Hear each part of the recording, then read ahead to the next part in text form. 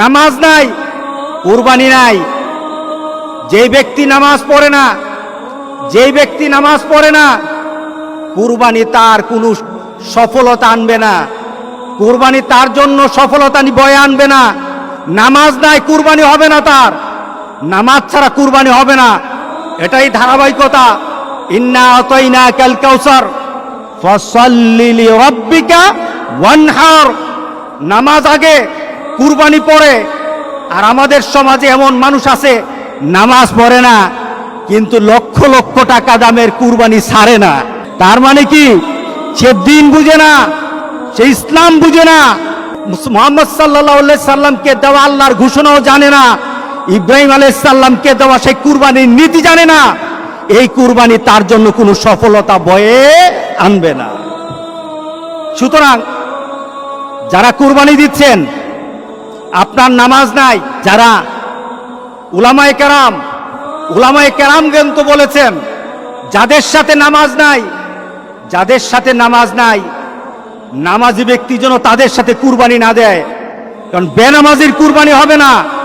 আপনি 7 নাম দিলেন, 6 জন মানুষ নামাজ পড়ে, একটা মানুষ নামাজ পড়ে না, বিপদ কিন্তু হয়ে গেছে, বিপদ কিন্তু হয়ে গেছে।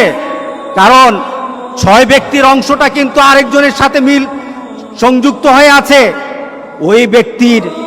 ওই ব্যক্তির বেনামাজি হওয়ার কারণে উলামায়ে কেরামের মতামত, সব উলামায়ে কেরামের মতামত, নামাজ যার থাকে না কুরবানি তার হয় না। সুতরাং নামাজ ছাড়বো না। রাজি আছি সবাই? কি ছাড়বো না বলেন? নামাজ ছাড়বো না। নামাজ কায়েম করার পর আপনার কুরবানি, আপনার রোজা, আপনার হজ, আপনার ইবাদত, সকল কিছু নামাজকে দিয়ে মানদণ্ড করা হবে। আগে নামাজ, এরপরে সকল ইবাদত। এটাই হবে মুসলমানদের ধারাবাহিক আমলের নিয়ম। যাদের সাথে নামাজ নাই, আজকে চলুন তওবা করি। আজকে তওবা কবুল হবে, আজকে আল্লাহ মাফ করে দিবেন, আজকে আমাদের গুনাহগুলি মাফ করে দিবেন। আজকে তো আমরা এমনভাবে আল্লাহর কাছে বলবো, মাবুদ তোমার আরাফাতের ব্যক্তিগুলি আরাফাতে কেঁদেছে, এদের মনে কিন্তু সুখ ছিল না, এদের মনে কিন্তু আনন্দ ছিল না। কারণ আরাফাতের ময়দানে 10,000 মানুষ থাকে না। মুহাম্মদ সাল্লাল্লাহু আলাইহি সাল্লাম যখন হজ করে গেলেন, তখনই তো 100 লাখের উপর মানুষ ছিল। 10,000 মানুষ আরাফাতের ময়দানে কখনো ছিল না। আজকে 10,000 মানুষ তারা ওই আরাফাতের ময়দানে কেঁদে কেঁদে বলেছে, মাবুদ আমরা তৃপ্ত নই। কারণ যেখানে থাকার কথা ছিল 40 থেকে 50 লক্ষ মানুষ, যেখানে 50 লক্ষ মানুষ আল্লাহর দরবারে কাঁদার কথা ছিল, সেখানে 10,000 মানুষ তাদের আবেগটুকু দিয়ে আল্লাহর দরবারে কেঁদে কেঁদে বলেছে, মাবুদ এই দুনিয়া থেকে তুমি মেহেরবানি করে বিপদ দূর করে দাও, গোটা পৃথিবীর মানুষকে স্বাভাবিকভাবে হজ করার মতো তৌফিক দান করে দাও। তাদের ডাক হয়তো কবুল হয়ে যাবে।